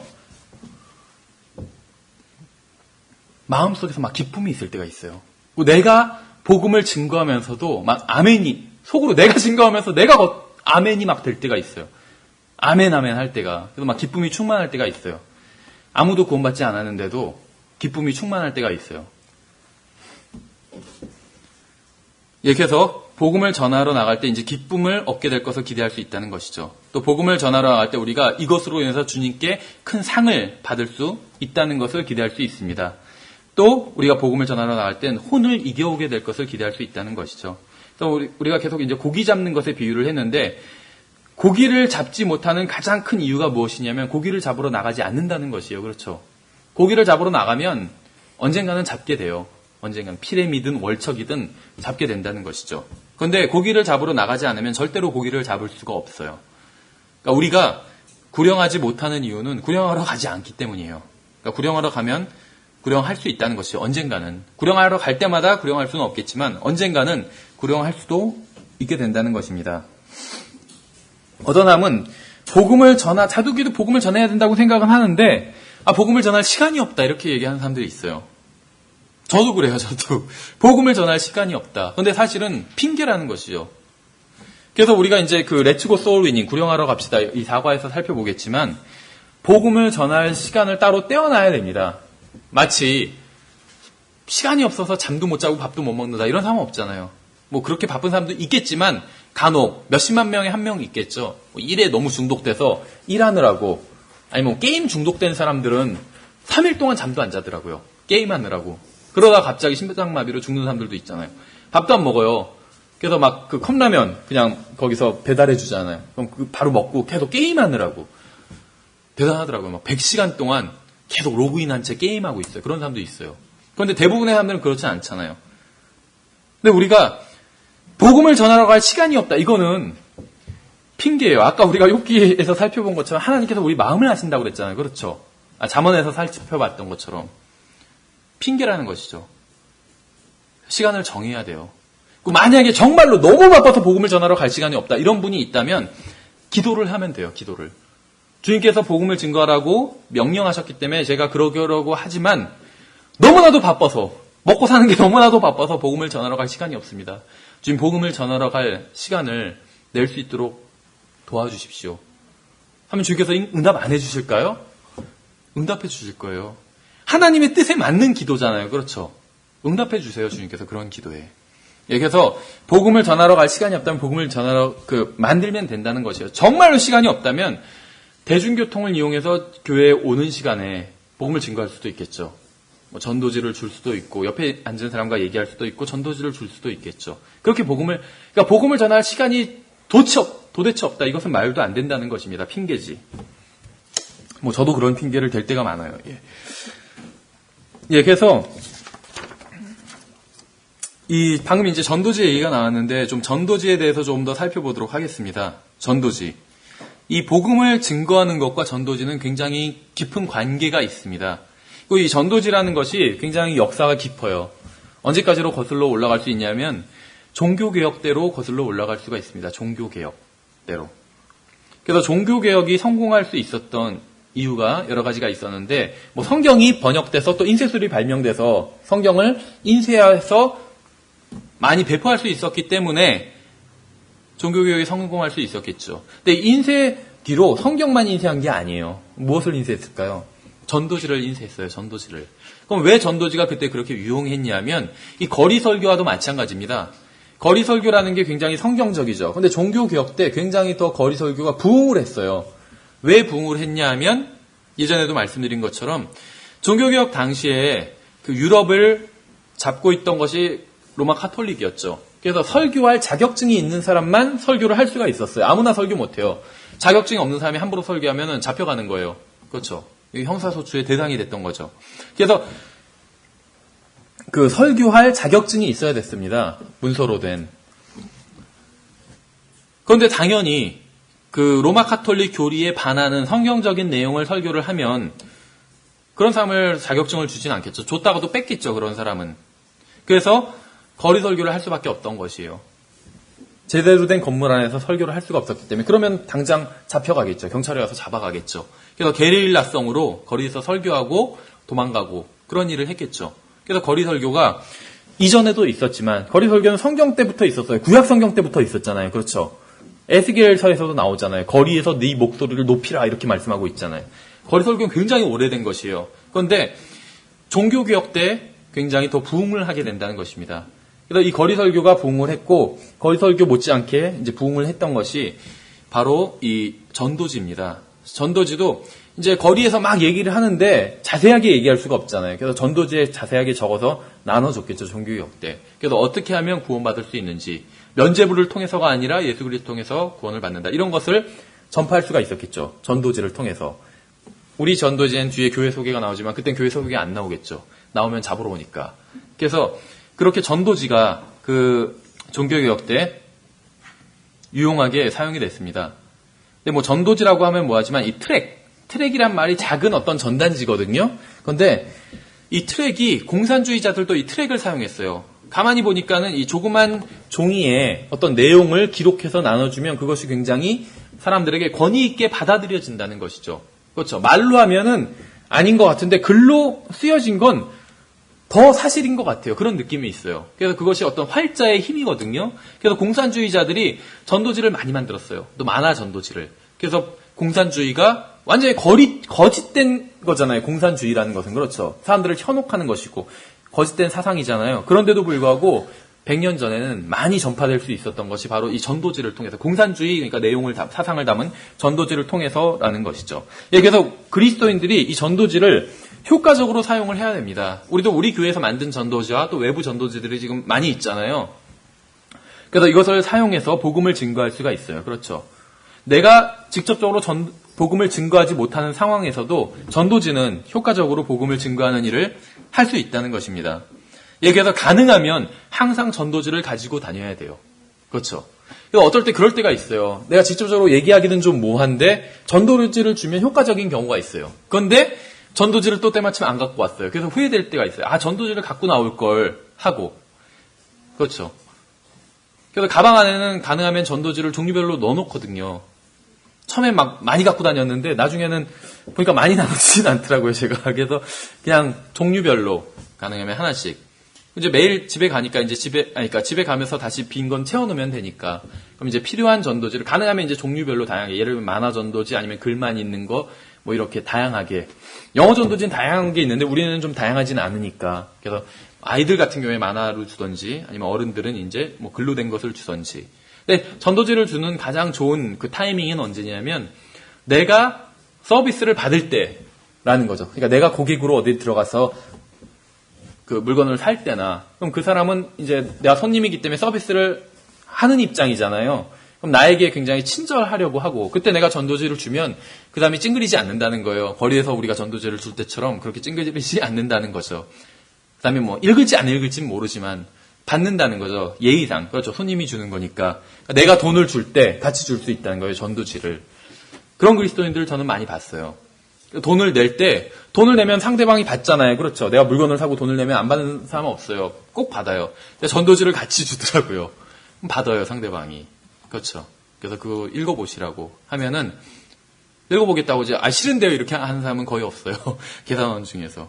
예, 그래서 전도지를 항상 갖고 다니면 그렇게 필요한 순간에 복음을 증거할 수 있다는 것입니다. 그 계산원한테 막 복음을 증거할 수 없겠죠. 아, 복음을 주님께서 증거하라고 하셨으니까 이 사람한테 증거해야겠다 해서 마트에서 계산원한테 계산 다 끝났는데도 돈 주면서 막 복음 증거할 수 없겠죠. 뒤에 손님 잔뜩 기다리고 있는데.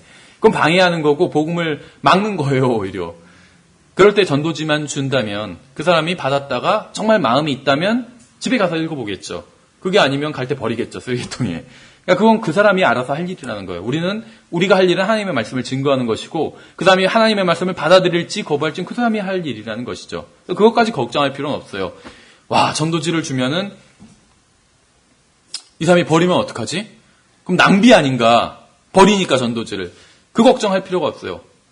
지금 제가 정확히 단가를 잊어버렸는데 장당 아마 20원? 뭐 그럴 거예요. 전도지가. 한 50원 미만이에요. 30원인지 40원인지 이게 몇 불을 찍느냐에 따라서 다른데 장당. 그럼 장당 50원이라도 이게 아깝지 않나. 그건 낭비를 해도 돼요. 우리가 차라리 딴 걸 아끼면 돼요. 딴 거 낭비하는 게 굉장히 많거든요. 그렇지 않아요? 저도 딴 거 낭비하는 게 많더라고요. 저도 이제 개인적으로 제가 이제 어떤 책들을 인쇄를 하면서 출판 등록을 해서 인쇄를 하는데 그렇게 한 데는 여러 가지 이유가 있는데 그 여러 가지 이유 중에 한 세 번째 중에 오는 이유 중에 하나가 무엇이었냐면 가만히 생각해 보니까 제가 낭비하는 돈이 많더라고요. 한 달에 얼마 정도는 쓰지 않아도 될 돈을 쓴 거예요. 낭비를 한 거예요. 그래서 무슨 생각을 했냐면 이렇게 낭비할 돈을 모아서 하나님의 말씀을 전할 수 있는 책을 찍으면 어떨까, 소책자를. 이렇게 생각한 게 아니라 그렇게 해도 낭비를 해요. 어떻게든지 낭비를 해요. 그러니까 일정한 돈은 그냥 띄어서 하나님의 말씀을 찍자. 그러면 낭비할 돈이 조금이라도 줄어들겠지. 낭비를 안 하는 건 아니더라고요. 낭비를 해요. 지금도 책을 찍어도 낭비를 해요. 또 가만히 보면 쓸데없는데 내가 돈을 썼다 이렇게 후회할 때가 있어요. 쓸데없는 물건을 샀다 이렇게 후회할 때가 있어요. 근데 어쨌든 간에 먼저 돈을 떼어서 하나님의 말씀을 찍는데 전하는 소책자를 찍는데 돈을 쓰면은 낭비할 돈이 조금이라도 줄어드는 거잖아요. 그렇죠. 어쨌든지 간에 전도지가 굉장히 효과적으로 사용될 수 있고 전도지가 낭비될까 봐 걱정할 필요는 없다는 것이요. 우리가 낭비하는 거 그거 말고도 더 크게 낭비하는 거 많아요. 그렇죠. 그래서 괜히 정도지 낭비될까봐 저 사람 버릴까봐 못 주겠다. 그런 생각을 할 필요는 없다는 것이죠. 예, 그래서 복음을 효과적으로 전하지 못하는 사람들은 전도지를 참고하는 것도 굉장히 좋은 방법입니다. 사실은 지난 시간에 그런 말씀을 드렸죠. 복음은 쉽다고 말씀을 드렸잖아요. 그럼 복음을 증거하는 것도 쉬워요. 복음은 쉬운데 복음을 증거하는 것은 어렵다. 이런 것은 말이 안 되는 거예요. 그렇죠. 그럼 복음이 어려운 것이든지 복음 증거가 어려우면 그래서 복음은 6살짜리 아이도 이해할 수 있을 만큼 쉽습니다. 그럼 다 아멘 하겠죠. 근데 복음을 증거하십시오. 그러면은 다 아멘 하지 않는다는 거예요. 어렵다고 생각한다는 거예요. 또 복음 증거는. 그거는 서로 모순이라고 말씀을 드렸죠. 복음이 쉽다면 복음 증거도 쉬운 것이에요. 그런데 경험이 없어서 좀 어떻게 해야 될지 모르겠다. 이런 분들이 있어요. 그럴 때 전도지를 참고하는 것이 굉장히 좋은 방법이라는 것이죠. 그렇죠. 왜냐하면은 자기가 지금 믿고 있는 게 있어요. 그래서 구원을 받았어요. 그렇지만 자기가 믿는 것을 이렇게 논리적으로 순서대로 말하지 못하는 사람들도 있잖아요. 그렇죠. 아직 잘 경험이 없기 때문에 그때 전도지를 사용한다면 효과적으로 복음을 증거할 수 있다는 것입니다.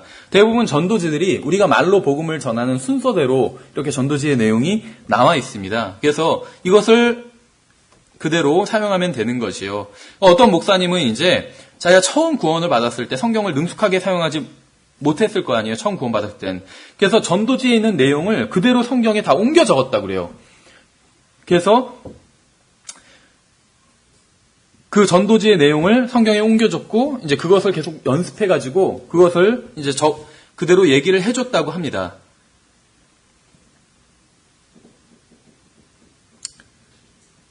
그래서 이제 전도지를 이렇게 다 이제 참고를 해서 이제 돌아다니면서 복음을 전하면서 사람들에게 이제 구원받는 방법을 알려드리려고 이렇게 왔습니다. 그래서 혹시 구원받는 방법을 알고 싶으시면 제가 좀 얘기를 해드리겠습니다. 이렇게 얘기를 하고 이제 복음을 전했다고 합니다. 이때가 아마 한 40년 전인데 200집을 돌아다니면 한 160집에서 문을 열어줬다고 그래요. 그리고 100집 정도에서는 대화를 나눴다고 그래요. 지금은 그러진 않겠죠. 지금은 그렇지 않아요. 집집마다 돌아다니면서 복음을 전하면은 10집에 한 집도 잘 안 열어줘요, 문을. 어쨌든지 간에. 그래서 이 목사님이 사용한 방법은 전도지의 내용을 그대로 따르는 것이었다고 그래요. 그래서 전도지에서 먼저 당신은 구원받아야 됩니다. 이런 것부터 시작하거든요, 대부분이.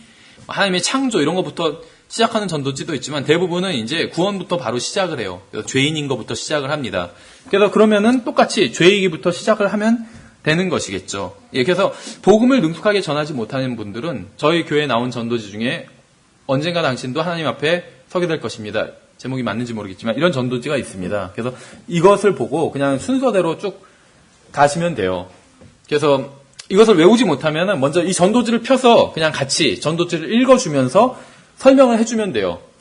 내가 아직 복음을 능숙하게 전하지 못한다 할지라도 일단 거기에 나온 사실은 다 믿잖아요. 그리고 거기에 나온 말씀들은 무슨 뜻인지 다 알잖아요. 그렇죠? 거기서 당신은 죄인입니다 하면 세상 사람들은 그게 무슨 말인지 나는 죄를 진 적이 없는데 이렇게 얘기할지 몰라도 우리는 그 말이 무슨 말인지 알잖아요.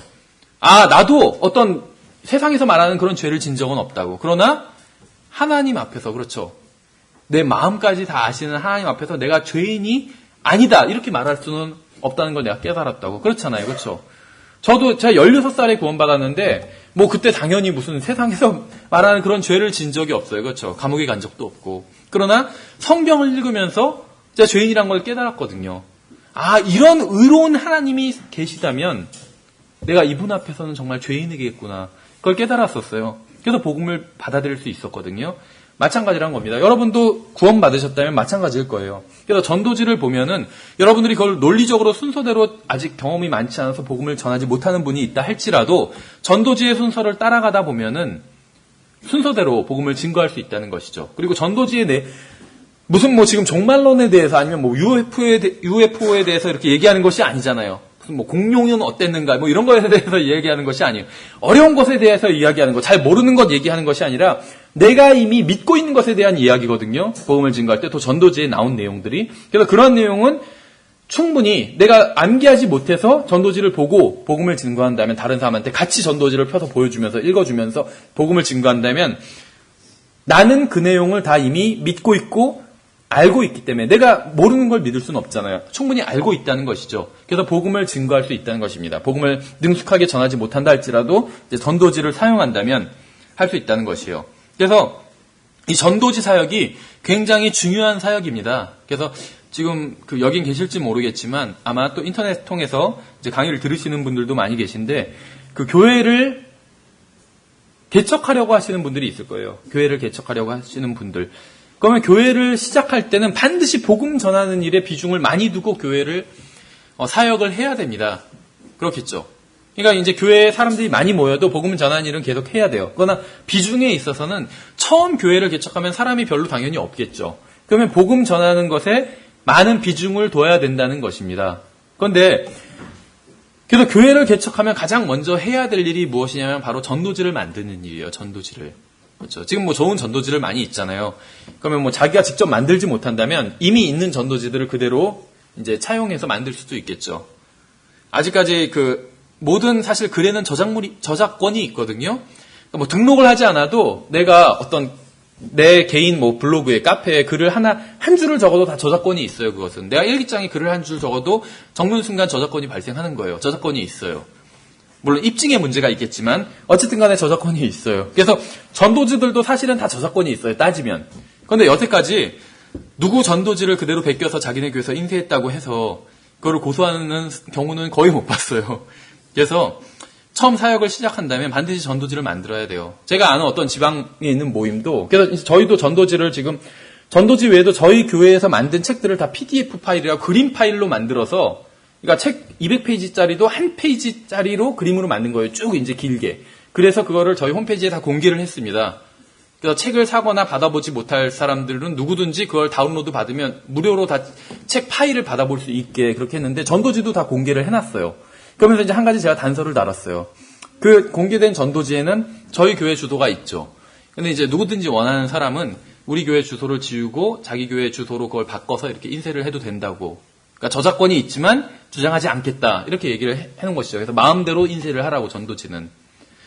그래서 이제 어떤 지방에 계신 어떤 모임에서 연락이 왔어요. 그래서 자기네 교회, 자기네 아직 교회는 없는데 교회를 하려고 모였는데 교회는 아직 없어요. 아직 모인 사람들이 채 10사람이 안 돼요. 그리고 이제 장소를 얻을 상황도 안 돼서. 그래서 이제 전도지를 이걸 사용해도 되냐, 또 만들어줄 수 있냐 해서 이제 그렇게 다 가능하다 이렇게 얘기를 했던 적이 있는데 잘하는 것이요. 아직 교회 장소가 없어도 전도지를 먼저 만들어야 돼요. 연락처 적을 수 있으니까. 예, 그래서 전도지를 이제 전도지의 어떤 장점을 몇 가지 살펴보겠습니다. 그럼 전도지의 장점이 뭐냐면은 전도지는 죄인에게 개인적으로 직접적으로 복음을 전한다는 것이죠. 그렇죠. 당신은 구원받아야 됩니다. 당신은 죄인입니다. 이렇게 하면은 일단 이게 나에게 하고 있는 얘기구나 이렇게 생각할 수가 있다는 것입니다. 또 다른 전도지의 장점이 무엇이냐면 복음을 듣는 죄인이 전도지를 읽으면서 논쟁을 벌일 수는 없다는 것이에요. 우리가 복음을 전하러 가면 논쟁을 벌이게 되는 경우가 굉장히 많이 있습니다. 그래서 이것 때문에 복음 증거하는 걸 두려워하는 사람들이 있어요. 누가 막 물어보면 어떻게 어떤 질문, 논쟁이 일어나면 어떻게 나는 잘 성경을 모르는데 대답을 잘 못 해주는데 라고 생각할 수가 있겠죠. 그래서 이제 복음 증거하는 것을 주저하는 경우들이 있습니다. 그런데 이제 전도지는 그렇지 않다는 것이죠. 전도지를 읽으면서 전도지가 싸우는 사람은 없어요. 그냥 안 읽고 말지. 그렇죠. 마음에 안 들으면. 그래서 전도지를 읽으면 일단은 그냥 쭉 다 논리대로 복음을 전하는 그 순서대로 만약에 읽는다면 다 듣게 된다는 것이죠. 이것이 전도지의 장점이라는 것입니다. 또 다른 전도지의 장점은 무엇이냐면 사람은 어디든지 갈 수는 없잖아요. 그러나 전도지는 어디든지 갈 수가 있다는 것이에요. 그렇죠. 전도지를 보내주면 어디든지 전도지는 들어갈 수가 있습니다. 그렇죠. 우편함에도 들어갈 수가 있으니까 전도지는. 또 전도지는 낯선 사람과 말문을 트는 도구가 될 수도 있어요. 안녕하세요. 한번 이거 읽어보시겠어요? 하고 건네줄 수가 있겠죠. 낯선 사람에게. 그렇죠. 우리가 이제 뒤에서도 사람들에게 어떻게 말을 걸어야 될까 이런 것들이 이제 나오는데 한마디로 말씀을 드리면 너무 고민할 필요가 없어요. 이것 좀 읽어보실래요? 아니면 구원 받으셨습니까? 아니면 뭐 거듭나셨나요? 이런 여러 가지 뭐 말로 말문을 틀 수 있는데 그런 말로 하면 좀 어색하지 않나 이렇게 생각할 수가 있는데 제가 제 경험으로는 아직 경험이 많지는 않지만 상관이 없더라고요. 별로 상관을 안 해요. 그런 말을. 그렇죠. 그 분위기. 내가 그것을 부드럽게 하면은 일단 받아들여져요. 그러니까 그 분위기가 어떤 면에서는 더 중요해요. 그러니까 상관이 없어요. 그러니까 무슨 말이냐면 일단 말을 트는 게 중요해요. 말을 트는 게. 무슨 말을 하는지는 상관이 없어요. 그 사람한테 싸움 거는 게 아닌 이상은. 그러니까 이거 한번 읽어보실래요? 이런 말. 그냥 아무런 어떻게 보면 가치가 없는 말이에요. 그 말은. 무가치한 그런 말이에요. 근데 그런 말을 하면서 전도지를 주면서, 그러니까 전도지가 하나의 매개체가 될 수 있다는 것이죠. 도구가 될 수 있다는 것입니다. 낯선 사람과 자연스럽게 대화를 할 수 있는 도구가 될 수 있다는 것이죠. 또한 전도지의 또 다른 장점은 무엇이냐면 그 말을 해서는 안 되는 장소에서도 복음을 증거할 수 있다는 것이에요. 예를 들면 도서관에서, 그렇죠. 하면 조용히 해야 되는 장소가 있잖아요. 그렇죠. 그런 조용히 해야 되는 장소에서 혼자 막 시끄럽게 복음을 전하면 다른 사람들의 피해를 줄 수 있잖아요. 그렇죠. 그런데 하나님께서 나에게 복음을 증거하라고 명령하셨고 예수님의 증인이 되라고 하셨으니까 지금 여기가 도서관이긴 하지만 내가 사람들을 기쁘게 하는 것보다 하나님을 기쁘게 해야겠다 하면서 막 소리를 지르면서 복음을 전해요. 그건 잘못하는 것이란 것이죠. 그렇죠. 예. 그래서 그건 성경을 또 잘못 인용한 것이죠. 그래서 그런 경우에 조용히 해야 되는 경우에도 복음을 증거할 수 있어요. 그때 앞에 있는 사람에게 그 사람이 화장실 갔을 때 그 사람 보던 책에 전도지를 딱 놔줄 수도 있겠죠. 그게 크게 방해가 되지 않아요. 그 사람이 와서 전도지 보고 이거 누가 놓고 갖고 가서 딱 옆에 놓고 관심 있으면 갖고 갈 것이고 읽어볼 것이고 아니면 그냥 옆에 놓고 가겠죠. 그러니까는 전도지는 우리가 침묵을 지켜야 되는 상황에서도 복음을 증거할 수 있다는 것이요. 사람보다 훨씬 낫네요, 우리보다. 어쨌든지 간에 전도지는 이렇게 장점이 많이 있습니다. 그래서 전도지를 건네주고 이것도 우리가 잘 아는 사람과 잘 알지 못하는 사람 두 가지로 나뉘겠죠.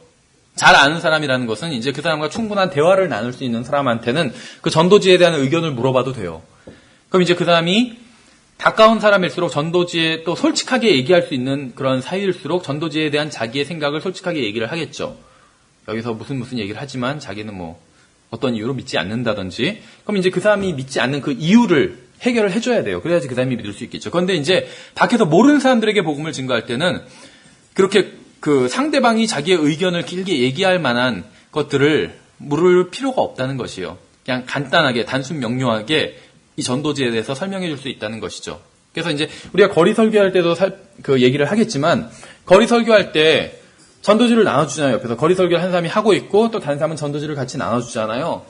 그럼 전도지를 나눠주고 그냥 많은 것이 아니라 버스 정류장 같은 데서 전도지를 받는 사람들이 있어요. 그럼 전도지를 받는 사람들이 두 가지 반응을 보이거든요. 하나는 그냥 전도지를 들고 있던지, 한 사람들은 전도지를 읽어보는 사람들이 있어요. 읽어보는 사람들은 그렇게 적지는 않아요. 한 10명 중에 어쩔 때 2명 정도? 이 정도는 전도지를 읽어봐요. 그러면은 그 사람이 읽어보는 걸 보고 나서 다 읽을 때까지 기다리다가 어느 정도 다 읽고, 그 다음에 그러면 덮고, 그 다음에 근데 사실 전도지를 받으면은 처음부터 딱 읽지는 않아요. 뭐부터 보는지 아세요? 딱 돌려서 교회 주소를 봐요. 어디서 나왔나. 그 다음에 딴 거 그런 거 다 보고 나선 전도지를 관심 있는 사람을 읽어보더라고요. 그래서 다 어느 정도 읽어본 것 같으면 거리 설교할 때도 가만히 있는 게 아니라 사실은 할 일이 있어요. 그러니까 자매님들도 할 일이 있어요. 전도지를 나눠주고 그것만 하는 것이 아니라 지켜보다가 전도지를 다 읽은 것 같으면 그 사람한테 가서 지금 전도지를 다 읽으신 것 같은데 제가 그 내용에 대해서 다시 말씀드려도 되겠습니까? 이렇게 얘기를 할 수 있다는 것이죠. 그래서 사람이 그렇게 하라고 그러면 얘기를 하고, 얘기해보라고 하는 사람들도 있어요. 10명 중에 1명 정도는.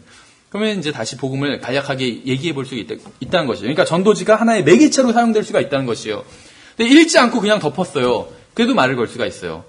읽지 않고 그냥 덮으시는데 제가 거기에 있는 내용을 아주 간단하게 얘기를 드려볼까요? 차 올 때까지만, 버스 정류장이라면 이렇게 얘기할 수도 있겠죠. 그러면 그렇게 하든지, 그렇게 하는 사람들도 있어요. 싫다고 하는 사람들도 있겠지만, 그래서 전도지를 이렇게 나눠주다 보면 이것을 통해서 구원받는 사람들도 분명히 생긴다는 것입니다. 전도서 11장 1절에서 너는 내 빵을 물들 위에 던지라. 여러 날 뒤에 내가 그것을 찾으리라. 이렇게 말씀하고 있어요. 이 말씀은 사실 문자적인 말씀은 아니에요. 진짜로 하나님께서 빵을 물에 던지라는 말씀을 하신 것은 아니죠. 그래서 우리가 잘 아는 것처럼 신약성경에서는 영적으로 적용할 수가 있겠죠. 빵은 하나님의 말씀이라고 볼 수가 있어요. 그렇죠. 충분히 성경을 통해서.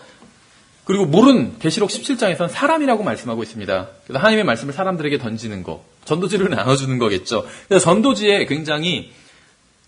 대한 말씀인 것 같아요. 물론 하나님의 말씀을 증거하는 것에 대한 말씀이겠지만 조금 더 제가 영적으로 적용을 해보자면 전도지에 대한 말씀인 것 같아요. 하나님의 말씀을 사람들에게 던지면 문자적으로 던지는 건 아니겠죠. 나눠주면 나중에 그것을 찾을 수 있는 거예요. 그렇죠. 그 사람이 돌아올 수 있는 것이겠죠. 하나님께로. 예, 그래서 하나님의 말씀을 전파하며 여러 날 후에 그 결과가 드러날 수 있다는 것입니다. 그렇죠. 잘 아시는 것처럼 마가복음 4장에서는 씨 뿌리는 자의 비유예요. 또 그분께서 이르시되 하나님의 왕국은 마치 사람이 씨를 땅에 심는 것과 같으니 그가 밤낮으로 자고 깨고 할 때 그 씨가 돋아나서 자라되 어떻게 그리 되든지 그가 알지 못하느니라. 우리가 씨를 뿌려도 그게 씨를 뿌리면 막 즉석즉석 자라는 건 아니잖아요. 그게 보이는 것도 아니에요. 그냥 자고 일어나고 그러니까 며칠이 지나고 보니까 싹이 났어요. 그렇죠. 하나님 말씀도 그와 같다는 것이죠. 그가 밤낮으로 자고 깨고 할 때 그 씨가 돋아나서 자라되 어떻게 그리 되는지 그가 알지 못하느니라. 이는 땅이 스스로 열매를 맺기 때문이니 처음에는 잎사귀요 다음에는 이삭이요 그 다음에는 이삭 안에 알찬 곡식이라. 그러나 열매가 맺히면 그가 즉시 낫을 되나니 이는 수확할 때가 이르렀기 때문이라. 우리는 하나님의 말씀에 씨를 뿌려야 됩니다. 우리는 그것이 어떻게 결실을 맺을지 알 수 없어요. 밤낮 자고 일어나는 동안 그 씨가 어떻게 싹이 나고 자라는지 모릅니다. 그러나 분명히 결실을 맺을 거라는 거예요. 왜냐하면 그 씨가 생명이 있기 때문에. 그렇죠. 생명이 없는 것은 아무리 뿌려봐야, 금가루 아무리 뿌려봐야 금이 막 열매가 맺히지 않아요. 그렇죠. 그런데 얼마나 좋겠어요. 막 뿌리지 금을. 그런데 생명이 없으니까 금은 아무리 아름답고 값어치가 있지만 생명은 없잖아요. 근데 씨는 처음에 그 자체로는 아름답지도 않고 값어치가 없을지 몰라도 생명이 있잖아요. 자라난다는 것입니다. 하나님의 말씀이 생명이 있기 때문에 분명히 결실을 맺을 거라는 거예요. 근데 우리가 씨도 뿌리고 결실도 다 얻고 이렇게 되지 않을 수도 있어요. 그렇죠? 하지만 우리가 뿌린 씨를 어떤 다른 전도자가 결실을 맺을 수도 있어요. 그래도 상관없어요. 우리가 나가서 복음을 전하고 사람들에게 구령을 하면 그 사람들이 다 우리 교회에 나와야 되는 것은 아니에요. 그렇죠? 물론 그 사람들을 교회로 인도하는 일도 해야 되겠지만 무조건 다 우리 교회에만 나오라고 하는 것은 아니에요. 그렇죠? 다른 교회에 나간다면 기쁜 일이잖아요. 그렇죠? 무조건 다 우리 교회로만 모여야 되는 것은 아니라는 것이죠. 여기도 약물인 것처럼 다른 약물이가 있어요. 그렇죠? 왜 이런 말씀을 드리냐면 지역교회를 강조하는 분들 중에 굉장히 배타적인 분들이 있어요. 자기네 교회를 절대 떠나면 안 되는 것처럼. 왜 안 돼요? 떠날 수도 있지. 물론 그 교회를 떠나서 교회를 아예 떠나면 잘못이겠지만 다른 교회에 다닌다면 떠날 수도 있는 것이잖아요. 부대에서도 전출을 가잖아요. 우리는 지금 여기 우리 같은 부대로 모인 거예요. 주님의 군사로서. 다른 부대로 위에서 사령관이 누구 전출 보내면 전출 가는 거예요. 근데 갑자기 여기서 중대장이 전출 보낼 수 없다고 사령관한테 그러면 어떻게 되겠어요? 항명이잖아요. 그렇죠? 전시엔 총살이에요. 그런 중대장은. 그냥 명령이 떨어지면 가는 거예요. 그렇죠? 예, 그래서 전도지를 나눠주는 것은 우리가 할 일이고 그 뒤에 역사하셔야 할 분은 하나님이시라는 것입니다. 예, 시간이 이 시간은 돼가지고 일단 지금 반 정도 살펴봤거든요. 그래서 아마도 오늘 3과를 다 봐야 될 것 같아요. 4과를 못 나갈 것 같네요. 예, 그래서 잠깐 15분 쉬고 45분부터 다시 계속하도록 하겠습니다. 예.